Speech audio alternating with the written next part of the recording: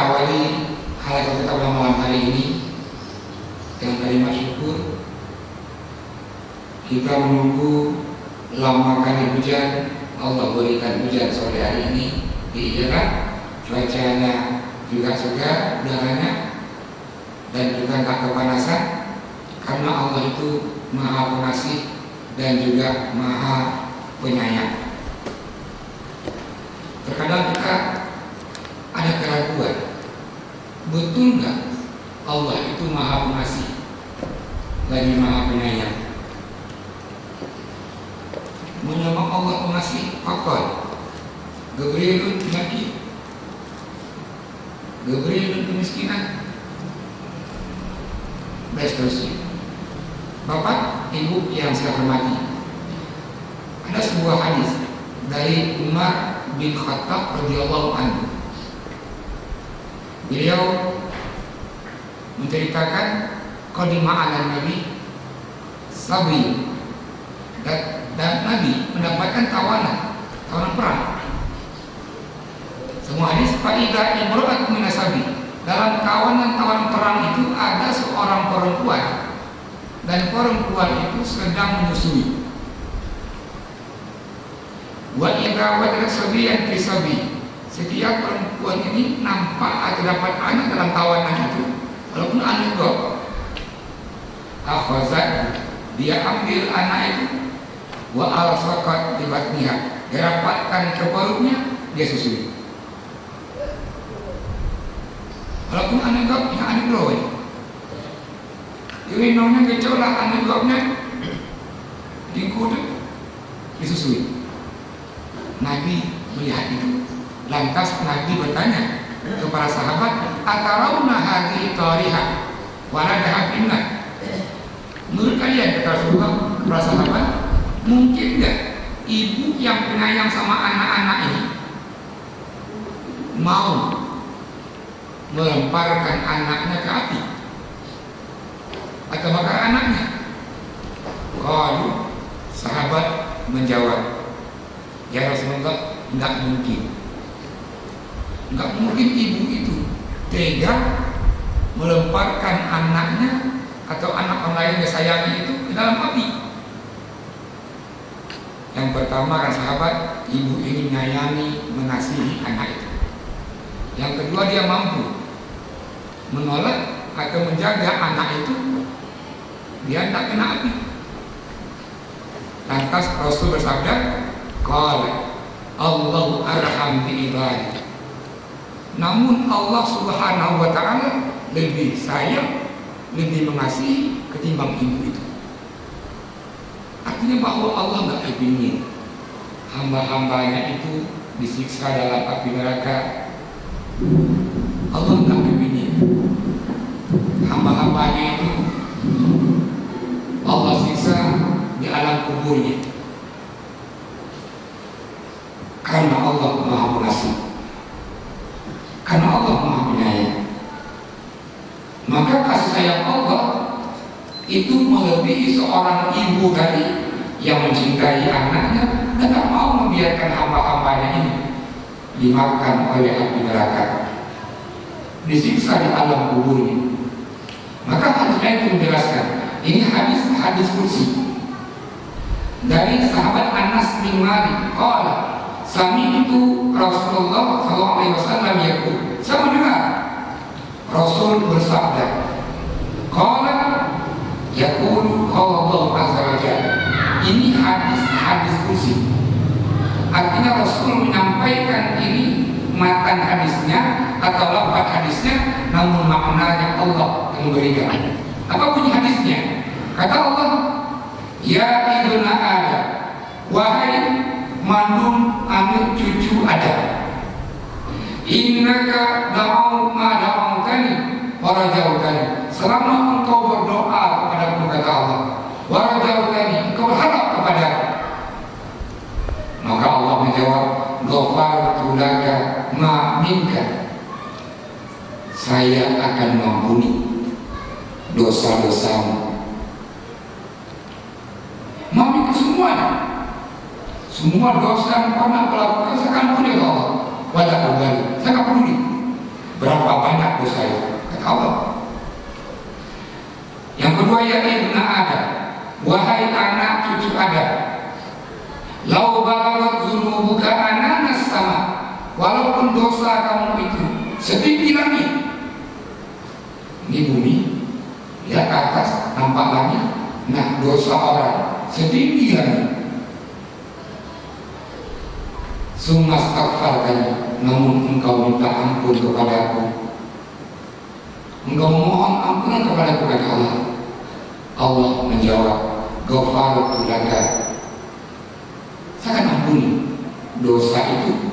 Dan saya kata Allah, enggak peduli kalaupun dosa itu tinggi langit. Yang ketiga, ya ibnu Adam, kata Allah, wahai anak cucu Adam, lau ataitani bi qurabil ardi khataya, kalau engkau datang kepadaku, memohon kepadaku, sementara engkau dosanya banyak. Sebanyak apa? Bi qurabil ardi khataya, seisi bumi. Bumi yang begitu luasnya, ada orang yang dosanya seisi bumi. Seisi bumi. Summa laki bani biqurabil maghfirah, saya akan ampuni dosa itu, kata Allah. Saya akan peduli walaupun dosa kamu itu seisi bumi. Tanda bahwa Allah itu pengasih, Allah itu penyayang. Ini hadis diriwayatkan oleh Imam At-Tirmidzi. Dalam hadis lain dari Abu Musa Al-Asy'ari, diriwayatkan oleh Imam Muslim dengan sanad yang sahih, kata Rasulullah, innallaha azza wa jalla, Allah subhanahu wa ta'ala itu yabsutu yadahu bil-lail, Allah buka tangannya lebar-lebar di malam hari itu, liyatuba musii'un nahar, supaya orang-orang yang berdosa siang harinya, yang banyak dosanya, dia malam bertobat. Allah buka pintu lebar-lebar. Wa yaqtu yadahu bin-nahar, Allah buka demikian, Allah bukalah pintu lebar-lebar di siang hari itu. Untuk apa? Liyatuba musii'ul lail, untuk bertobat orang-orang yang berdosa di malam harinya. Tanda Allah Maha Penyayang. Dan tak kalah seorang hamba yang banyak dosanya tadi datang kepada Allah, melaporkan dosa-dosanya, dia minta ampun, Allah sangat-sangat gembira. Allah sangat senang. Kalau ditanya hari ini, bagaimana senangnya Allah terhadap orang-orang yang pernah berdosa, lantas dia bertobat, dia kembali kepada Allah, Nabi kembali menjelaskan, gembiranya Allah itu seperti orang kehilangan apa-apa yang dia cintai, lantas dikembalikan lagi, dia senang. Coba bayangkan hari ini, kita punya istri, suami kesayangan, kita cintai, hilang. Kita punya anak, buah hati kita sayangi, hilang. Kita punya harta, yang kita cari, kita kumpulkan, hilang. Tinggallah kita ini, tidak ada apa-apa. Dimulai kesedihan. Namun tak ada kembalikan lagi. Yang kado belum bolong, inong yang kado bolong, anak yang bolong, harta yang kado balik loh. Ini sangat-sangat senang sekali. Maka juga dari Anas bin Malik mengisahkan, kata Rasulullah, pernah ada orang yang musafir, dia pakai unta, semua bekalnya itu ditaruh di untanya hilang. Sampai jadi musafir nggak punya apa-apa lagi. Namun Allah kembalikan untanya dan semua perbekalan perjalanannya, Allah kembalikan.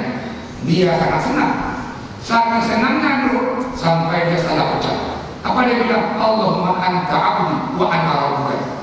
Ya Allah, dan hambamu dan Tuhanmu. Lalu hamba mengatakan bahwa Allahumma anta rabbi wa ana abduka. Ya Allah, engkaulah Tuhanmu dan hamba. Namun saking senangnya dia sampai terbalik bilang, balik enggak? Saking senang. Allahumma anta abdi wa ana rabbuka. Ini hadis diriwayatkan oleh Imam Muslim dari Anas bin Malik. Maka di awal ini Allah itu sangat pengasih, Allah itu sangat sayang kepada hamba-hambanya. Ketika ada hukuman azab kubur, ada hukuman nanti di neraka, itu bukan kemauan Allah, namun kita yang gak mau bertobat dan kita gak mau mohon ampun, maka Allah siksa di alam kubur, Allah tempatkan neraka. Kalau begitu, kita yang menempatkan diri kita susah di alam kubur, dan kita menempatkan diri kita susah di padang mahsyar dan juga di hari kiamat. Bapak, Ibu yang saya hormati, di pertemuan sebelumnya kita sudah mengkaji bagaimana perjalanan ruh yang sudah jelaskan ketika orang meninggal dunia berpisah dengan jasadnya, ruhnya, untuk kondisi orang-orang yang fasik, yang zalim, ataupun yang kafir. Maka di antara rahmat Allah, dan Allah Maha Pengasih, Allah Maha Penyayang, bagi orang-orang yang soleh, orang-orang yang taat dunianya, maka kondisinya itu nggak sama dengan orang yang fasik, yang jahat ketika masa hidupnya.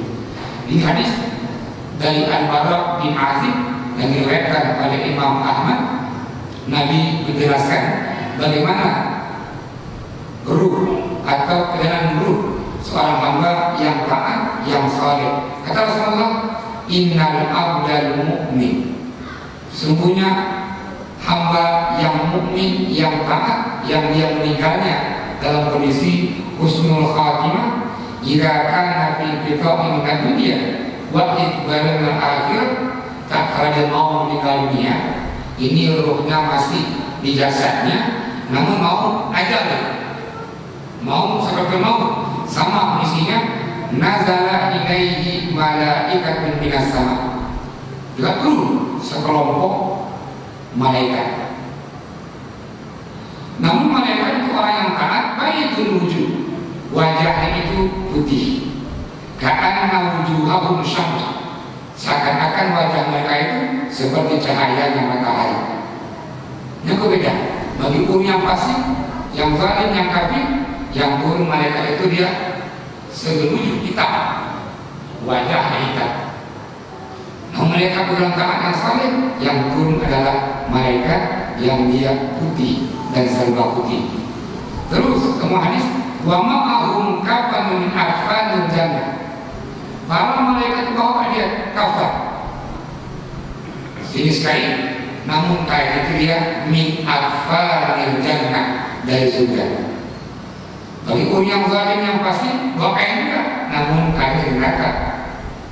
Terus sambung lagi, hatta yajlisu minhu maddal basar, para malaikat yang banyak itu, yang putih-putih itu, duduklah selingkaran mayit atau yang akan meninggal itu.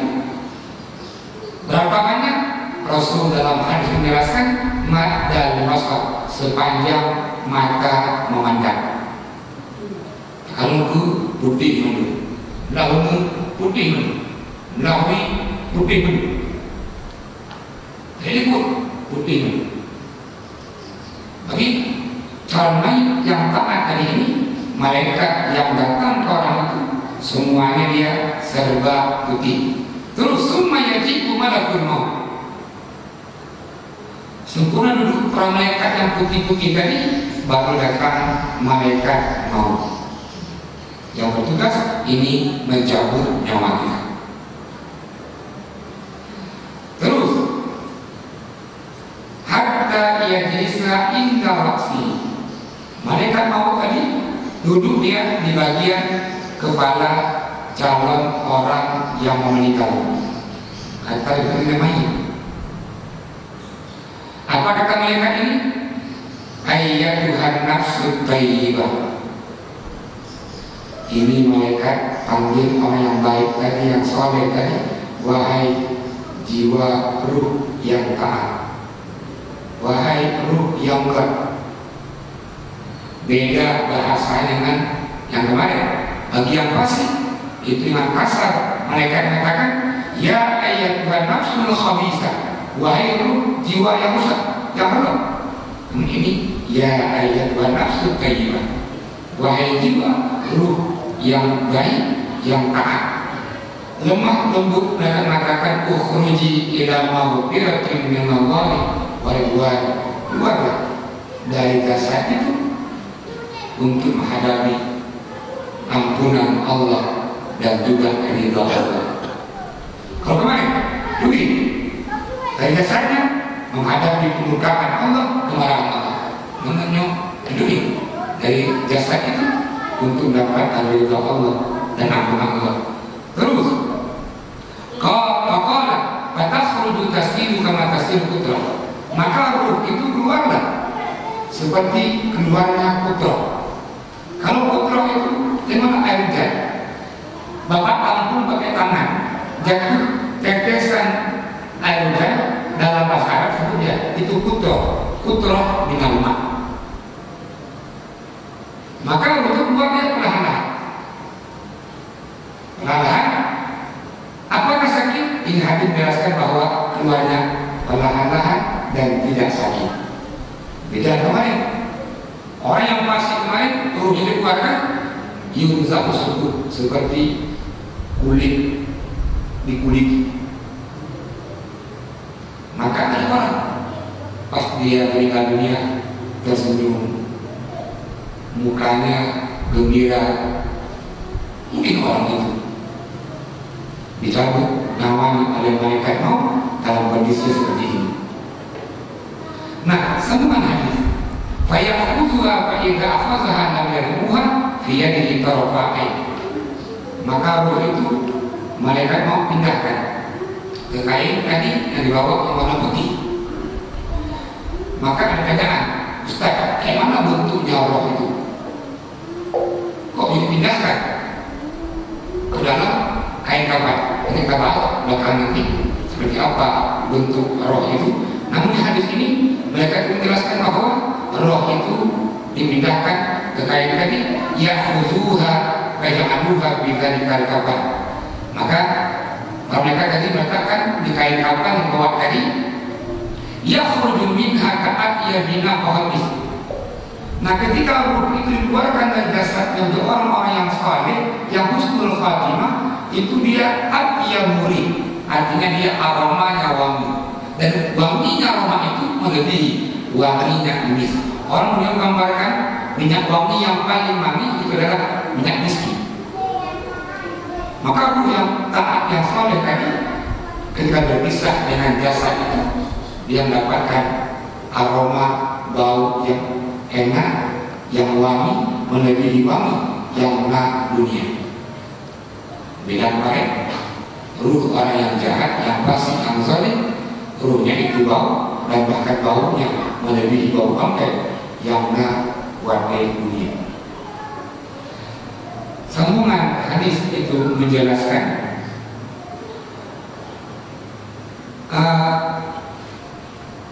wujidat ala wajhi arti qala yasmuruna biha fala yamuruna yakni biha ala mala'in minal malaikat.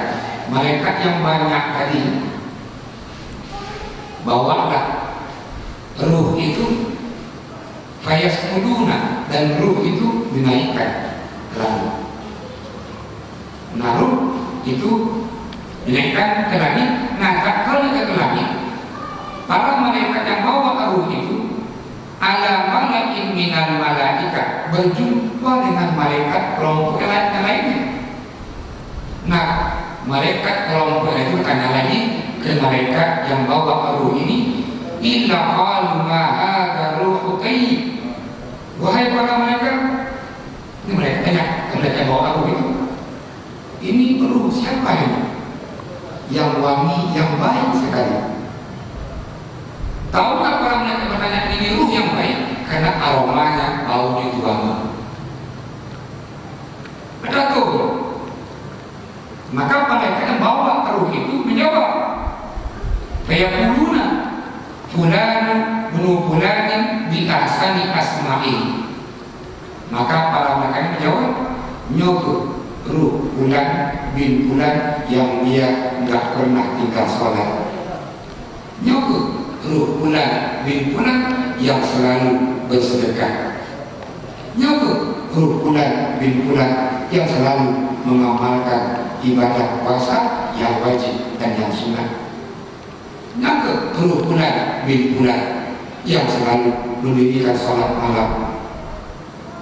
Dan ruh Fulan bin Fulan yang selalu menjaga matanya dan lidahnya. Artinya dipanggil dengan nama-nama yang baik yang pernah dipanggil dunia. Bapak, Ibu yang Tuhan hormati, para malaikat setelah itu terus bawa ini ruh ke tempat yang tinggi itu ke langit, hatta yantahu biha ila sama'i dunia, maka sampailah ruh itu dinaikkan ke langit dunia. Artinya langit yang nampak di kita hari ini tak ada ruh kalau itu nampak langit, maka itu dia sama dunia. Bayar sedang tibu namahu ayuhkah lakum, maka diminta bukakanlah langit yang dari situ.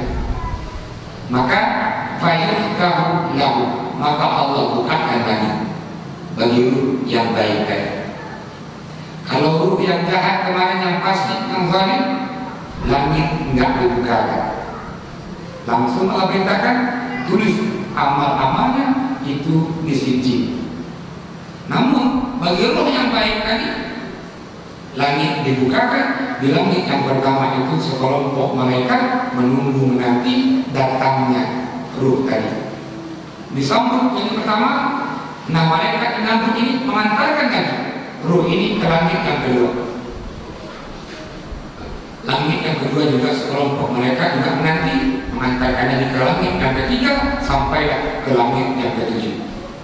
Nah, sampai ke langit yang ketujuh,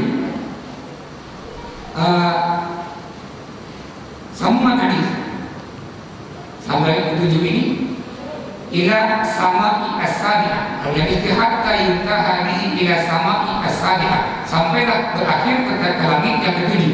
Fa yaqulu azza wa jalla, lantas Allah berfirman, uktubu kitab abdi fi 'illiyyin.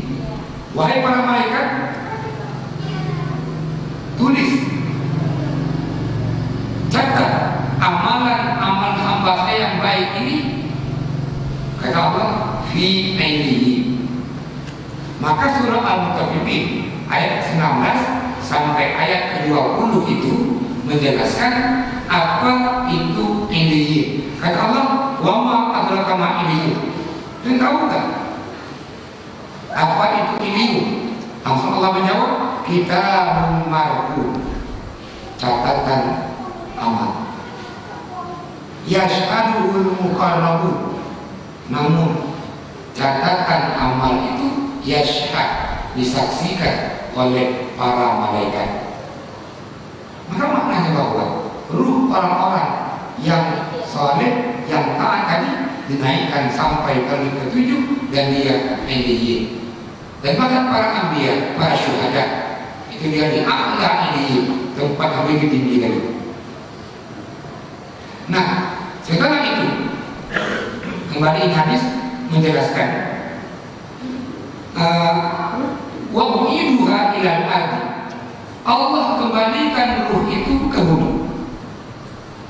Maka itu Tuhan setelah menjawab, minha khalaqnakum, jadi Allah dari tanah kami ciptakan dan kami kembalikan ke tanah, nanti kami bangkitkan juga, wa minha nukhrijukum taratan ukhra, dibangkitkan di tanah lagi.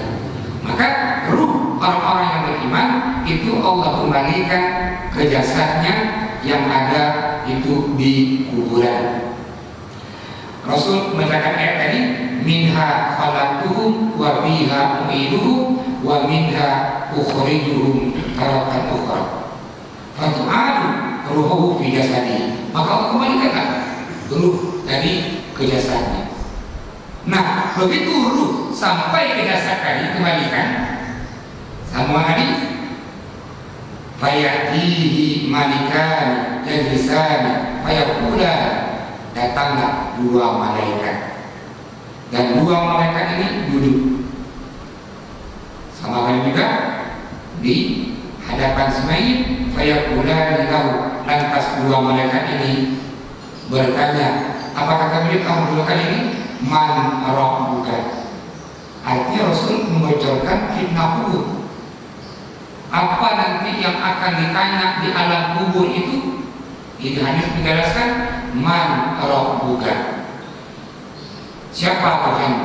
Maka Tuhan menjawab, Rabbi Allah, Tuhan Allah. Yang kedua, fayaqulani lahu ma dinuka, apa agamamu? Fayaqulu dinil Islam, agama saya Islam. Terus fayaqulani lahu ma hadza rajul alladzi bu'itsa fiikum, siapa Rasul yang dikirim ke kalian? Maka hamba ini jawab, huwa Rasulullah sallallahu alaihi wasallam. Itulah Rasul Allah, Rasulullah. Terus nanti tanya lagi ini, wama ilmuka, dari mana kamu tahu bahwa itu Rasulullah yang Allah kirim? Kembali ini menjawab, qara'tu kitab Allah fa amantu bihi wa sadaqtu. Saya baca Al-Quran, Al-Quran menyebutkan itu nama Rasulullah, maka saya percaya dan saya beriman. Ini antara pertanyaannya alam kubur. Apakah kita boleh malam ini jawabmu dan beli bukan apa-apa itu, apa-apa itu Allahu Rabbi, al-Islamu dini, Rasulullah Rasuli. Bagaimana? Qara'tu kitab Allah wa amantu bihi wa sadaqtu bihi. Walaupun kita hafal ini beribu kali, namun kita tak mengamalkan amal yang Allah perintahkan, kita mengajari kita ini dengan Allah dan Rasulnya, orang itu pun juga tak mampu menjawab. Kenapa? Al-Quran itu menjawab dalam surat Ibrahim ayat 27, yusabbiqullahu alladziina aamanu bil qawli tsabit fil hayati dunya wal akhirah. Yang mampu menjawab itu Allah yang menetapkan. Ketika orang taat, orang soleh hidupnya, malaikat bertanya, Allah mampu menjawab kembali. Itu gampang. Kalau mau apa itu? Rabbi Allah, dini al-Islam, Rasuli Rasulullah, Arabtu bihi min qara'tu kitabillah wa kitaballah wa amantu bihi. Namun yang perlu adalah melakukan perintah Allah dan Rasulnya, meninggalkan larangan Allah dan Rasulnya. Bapak, Ibu yang Tuhan hormati, ketika hamba ini mampu menjawab semua pertanyaan para malaikat, fainadin munadin fis sama, lantas ada suara yang memerintahkan malaikat, dan suara ini datangnya dari langit. Apakah suara ini? An sadaqa abdi, hambalu benar adanya. Karena dia mampu menjawab semuanya dan hamba juga, maka Allah berikanlah kenikmatan buruk. Yang pertama, kenikmatan yang Allah berikan ke orang-orang yang taat, yang saleh dunia ini, apa kata Allah? Fa'afrishu minal jannah, wahai para malaikat, bentangkan alas tempat tidurnya mayit itu, alasnya dari surga. Kalau dalam masalah itu piros, bermakna dia kasur. Atau mesti kasur, alas tempat kita tidur. Sedangkan hari ini, di atas tempat tidur spring bed, empuk enak.